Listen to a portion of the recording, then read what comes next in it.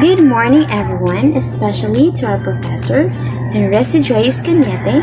Good morning, ma'am. So now, this morning, I will be discuss about implementing a curriculum daily in the classroom. So, this topic, we need to implement a curriculum in the classroom, especially to the young learners. Because this curriculum, it helps us as a teachers to have a guide, a procedure on how to teach our students and how we deal and how we deal their different aspects as a students also. So now, according to DepEd Order number 70, 2012, the teacher of all public, elementary, and secondary school will not be required to prepare detailed lesson plan. So, according to DepEd, that all teachers in public, elementary, and secondary school, that they will not be required to prepare a detailed lesson plan. But they may adopt a lesson logs which contain the needed information and guide from the teacher guide or TG and the teacher manual reference material with page number, interventions given to the students, and remarks to indicate how many students have mastered the lessons or are needing remediations. So it means that I said earlier that the teachers of elementary, the public elementary and secondary school, that they will not be required to prepare the detailed lesson plan, but they may adopt the teacher guide and the teacher manual, which he or she have a reference material. Also, muna siya ang mahatag nimo nga ma-indicate dito, mahatag nimo ang remarks sa students on how many students kanang have mastered the lesson, and kung kinsa pud to ang ma-remediate or remediation mobalik og exam or mobalik na to og discuss. So now, however, teachers with less than 2 years of teaching experience shall be required to prepare daily lesson plan, which shall include the following. So, if the teachers have a less than 2 years teaching experience,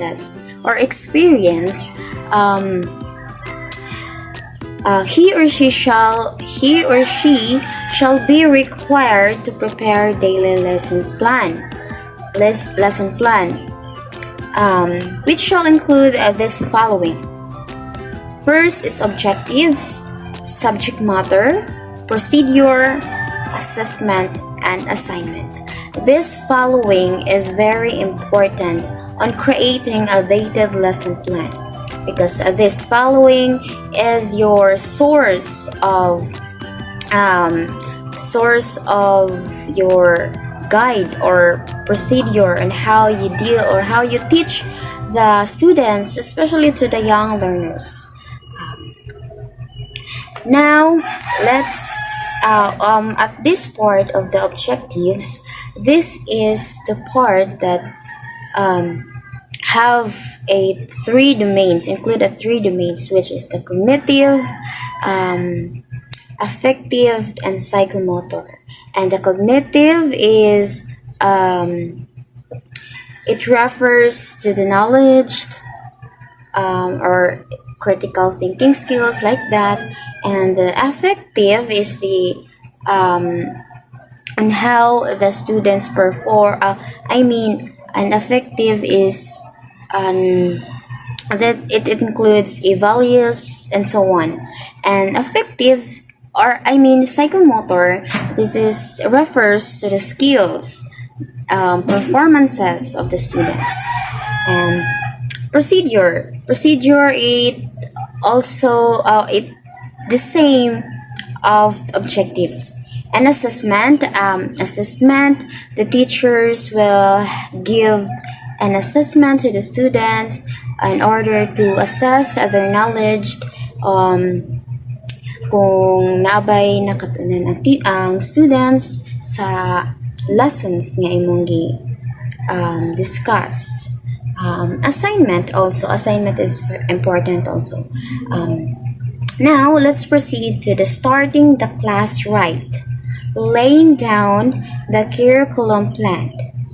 Before the class begins every day, a teacher must have written a lesson plan. So according this statement that before mag-start ang class, or before mag-start ang teacher sa iyang klase every day, ang teacher must have a written lesson plan. Na ay gi-prepared ang teacher og written lesson plan para na ay kanang sources or guide. The main parts of a lesson plan are, first is objectives. Objectives or intended learning outcomes. Why is it objectives?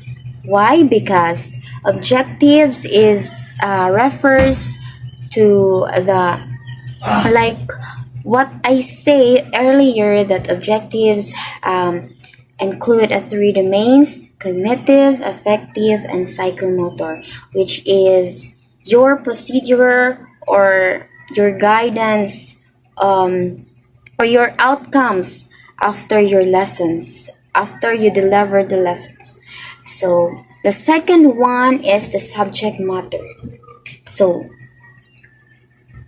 the subject matter is, this include the topic, the instructional materials, references, the concept, and whatsoever. So ang subject matter dito nag-include imong topic, ug unsa imong topic, materials, unsa imong gigamit nga materials during your reporting or your mga neededs para sa imong reports or sa imong lessons or imong demo, like that. And also the references, asa nimong gikan gikuha or asa ka nagkuha og guide na.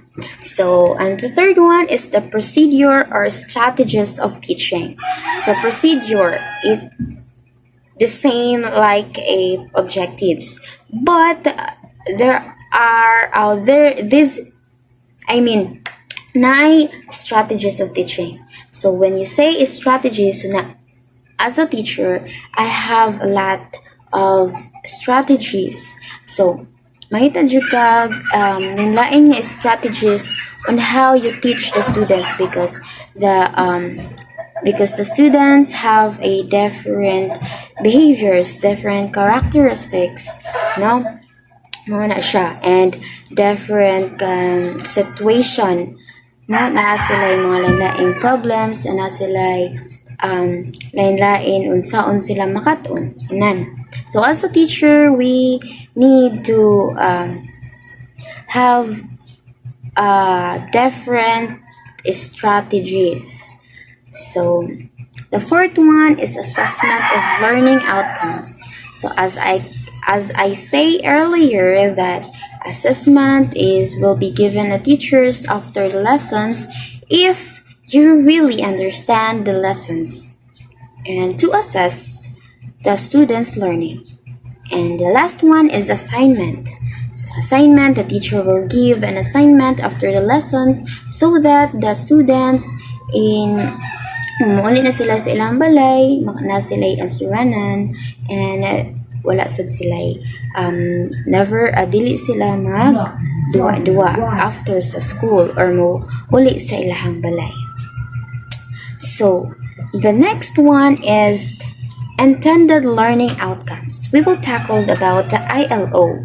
ILO stands for intended learning outcomes. So what is that?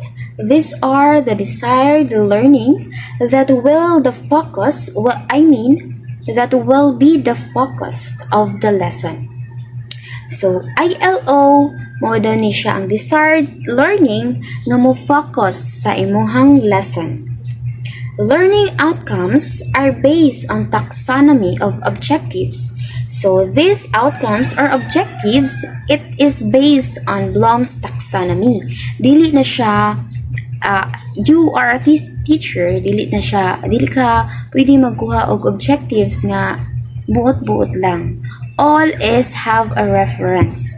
So when you create an objectives, you will you will base on a Bloom's taxonomy, because Bloom's taxonomy have dito ang nag-include ang mga 3 domains. Unsay mo dapat i-apply dito para pag-create nimo objectives. Presented to the as cognitive, like I say earlier, cognitive, affective, and psychomotor. Bloom's taxonomy has been revisited by his own students. So, kining Bloom's taxonomy nani siya duha ka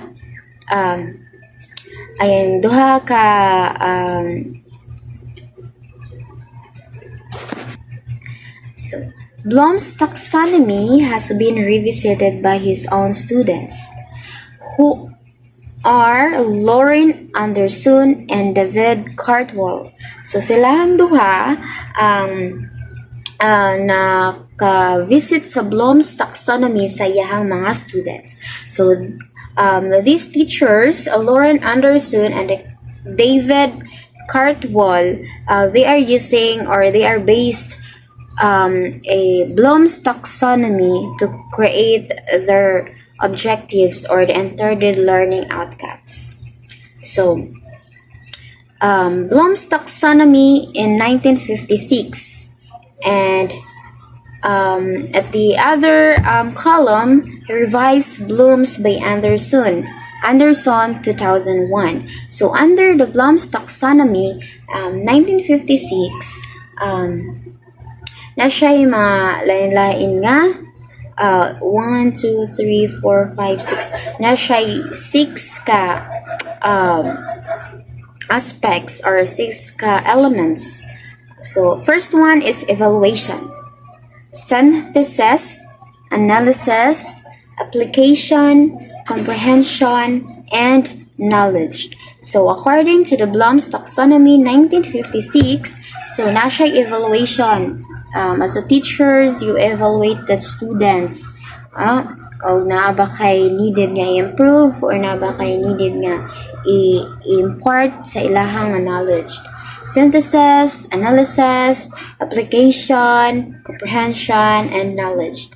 So in revised Bloom's by Anderson 2001, also they have six also. The first one is creating.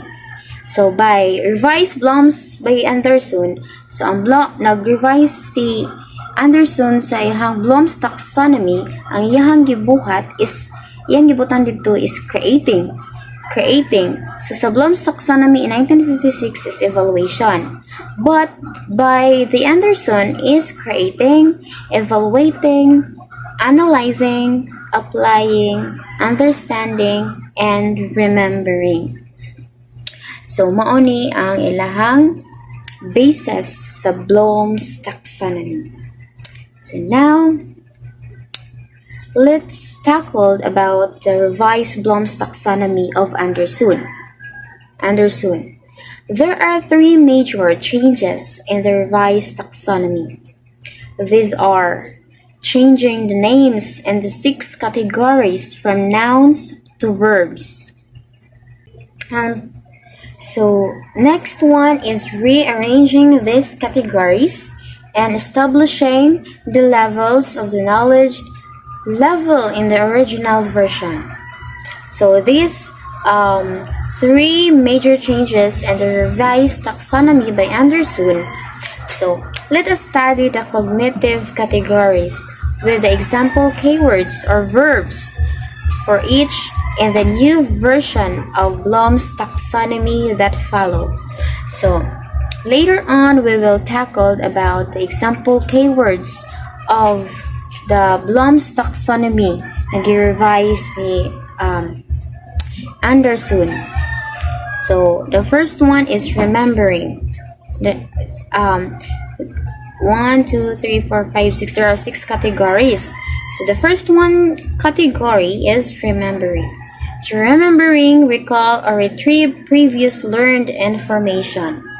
So ang iyang example keywords such as defines, describes, identifies, labels, lists, outline, selects, and states. So those are the keywords of remembering. So ang kaning remembering dili ni siya nga part nga i-recall ang mga niaging lessons so that the students nga dili nila malimtan ang mga previous topics. if we have another topic again, right? So next is understanding. Comprehend meaning, translation, state problem in own word making meaning. So the keywords are comprehend, explains, distinguishes, estimates, gives examples, interprets, predicts, rewrites, and summarize. So understanding, dili lang ingon nga i-recall the topic, but we need to understand the topic or those part of the topic. Not only the students. First one is the teachers. Teachers, we need to understand first our topic before we teach the students, so that if we have enough knowledge or we knowledgeable enough that topic or this part of the topics, we impart knowledge to the students, and the students understand. They will easily to catch up the topic, and they will understand easily the topic. All right. And if you are the teacher, also you will need to teach the students appropriately. Use the strategies so that the students will easily to catch up the topic. All right. So now let's proceed to the applying the third categories. Excuse me. Use concept and use situation. Applies what has been learned and use situation. So it means that applying mo ni siyang part nga ma-include ang performance sa students. So i-apply nimo ang mga new things, new situation, and concept, no? If naay kanang bag-o nga situation, you need to apply on how you handle it, no?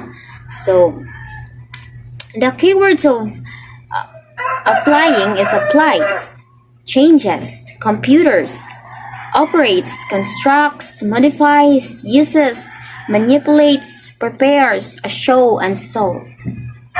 Now, these keywords is very siya ka sabotable, right?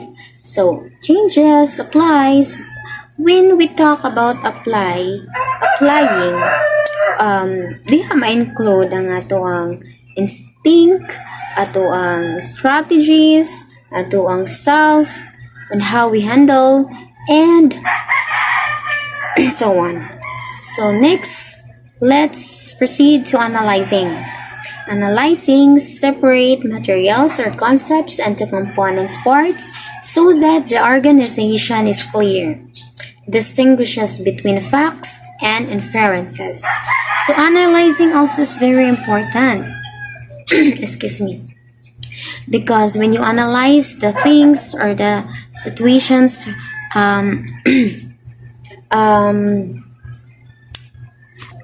well, you will understand the certain situation or the certain concepts. So, i-analyze nimo kung tinuod ba na siya or dili ba or unsay mga dapat nimo nga makuan. And order to distinguish nimo nga asa ang facts between facts and inference, right?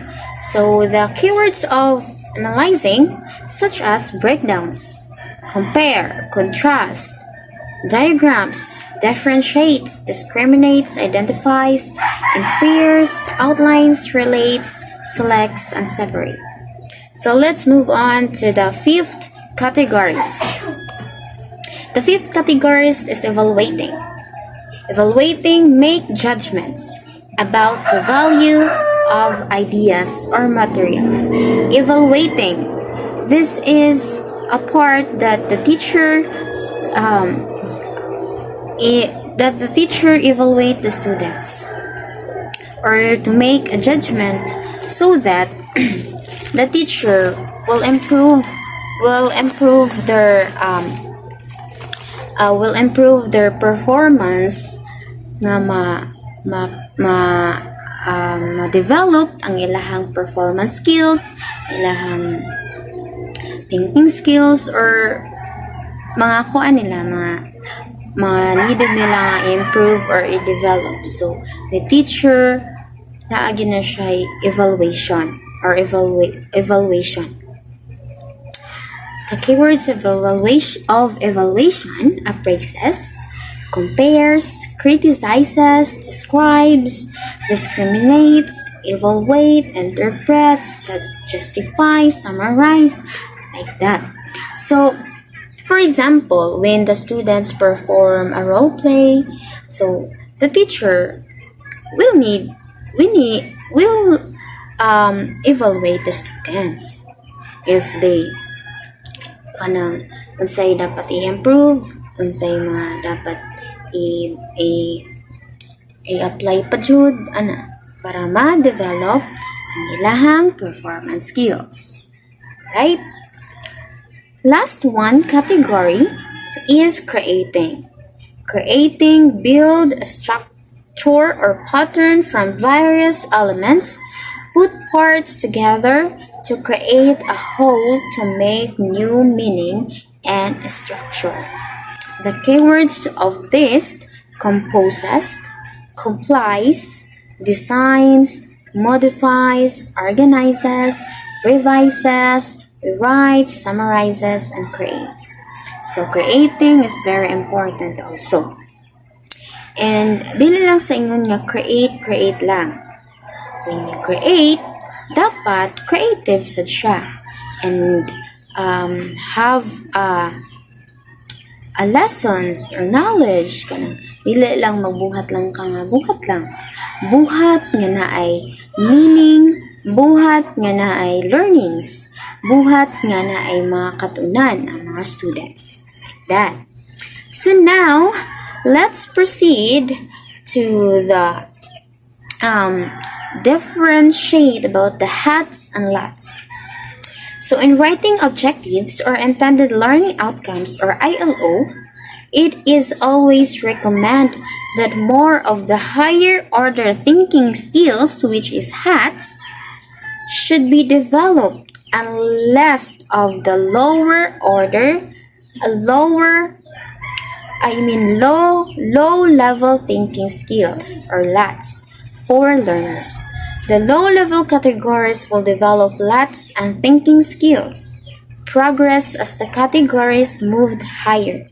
So this part, na siya'y kanang naglaylain og mga outcomes.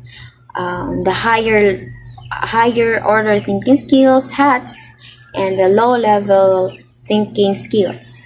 So let's proceed. So, mo ni siya ang higher order thinking skills.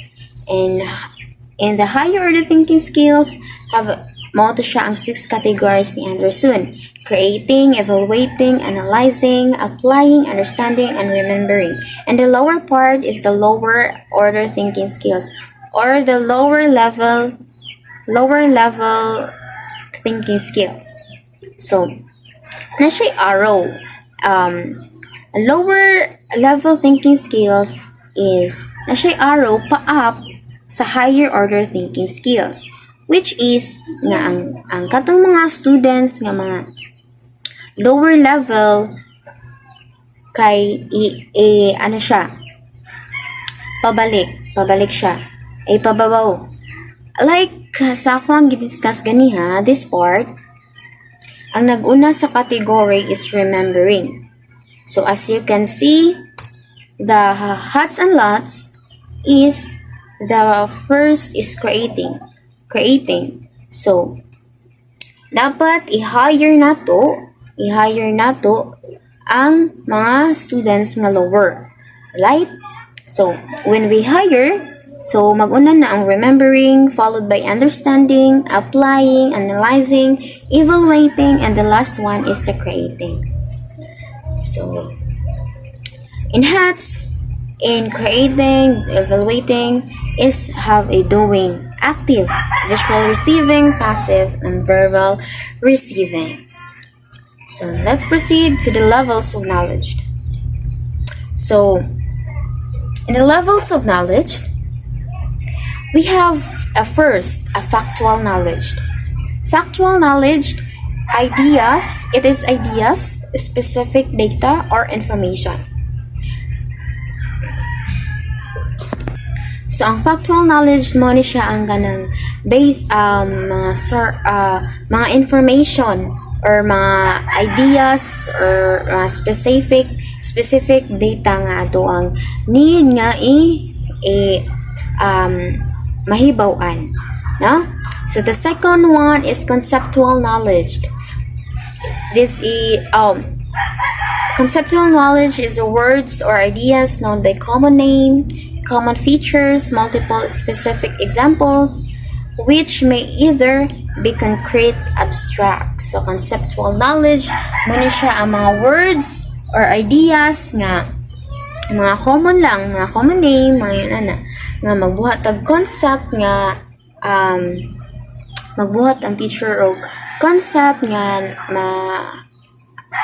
makagain og enough knowledge ngan ana. Okay, so the third one is procedural knowledge.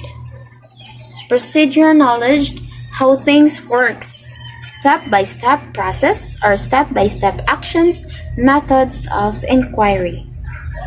Procedural knowledge, in short, a procedure. So procedure, procedure is step-by-step, diba?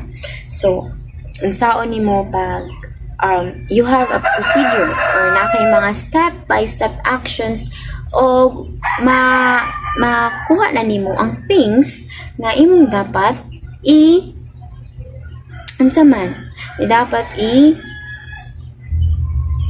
dapat i-gain. Alright? How things works. Unsaon nimo pagbuhat sa mga butang based on step-by-step actions. So, fourth one is metacognitive knowledge. Knowledge of cognition in general awareness of knowledge of one's own cognition, thinking about thinking. So, metacognitive knowledge, warga po na siya, knowledge based on critical thinking skills, knowledge, mga thinking. Nag-base niya siya sa mga thinking skills. No? Awareness of knowledge. Intended learning outcomes or ILO should be written in a smart way. Smart way. Ano sa man ang smart? Smart nga scene? Smart like kauban sa TM? No. Smart is stands for specific, measurable, attainable, result-oriented or outcomes and time-based. Mao na ang gipasabot sa smart way. Mao ni ang mga ways on how you unsaon nimo pag-reach sa outcomes or the intended learning outcomes sa students. Now, mao ni siya ang specific, measurable, attainable, result-oriented, and time-based. Right. Next is the subject matter or content. So, ato na natakol ganiha, right? The subject matter or content comes from a body knowledge, facts, concepts, procedures, and metacognition that will be learned through the guidance of the teacher. Subject matter is the what in teaching. In a plan, list followed by references. So, kaning subject matter or content, mo na siya ang body of knowledge. Diha nabutang ang mga facts, concepts, and mga procedures, and metacognition nga ma-learn sa students with the guidance of the teachers. Alright? Subject matter is the what in teaching. So, ang subject matter, mao ni siya ang mga unsa ang mga imo i-teach as a teachers. In a plan, it is followed by references. So, the second one and the last one of our topic is procedure or method and strategies. This is the crux of curriculum implementation. How a teacher will put life to the intended outcomes and the subject matter to be used depends on this component. So, procedure or method and strategies. So, procedures, natay mga methods or strategies as kitang mga teachers para matudluan na to ang atong mga students on a proper way o matudluan na to sila nga makakat-on jud sila nga nagyud sila enough knowledge nga makatunan no nga mga topics, mga lessons nga needed nilang mahibaw-an. Okay? And mo na siya nga naay ka ng good outcomes mga students ug atong makita nga ang imong paghago as a teacher, makita nimo nga ang students nga naay makatunan after the lessons, after the topic you delivered and after you teach them like that. So mo to siya tanan nga topic about sa implementing a curriculum daily in the classroom. And ang uban ani nga part is will be reported by Janelle May Mahasal. Siya ang sunod nga mo report and siya ang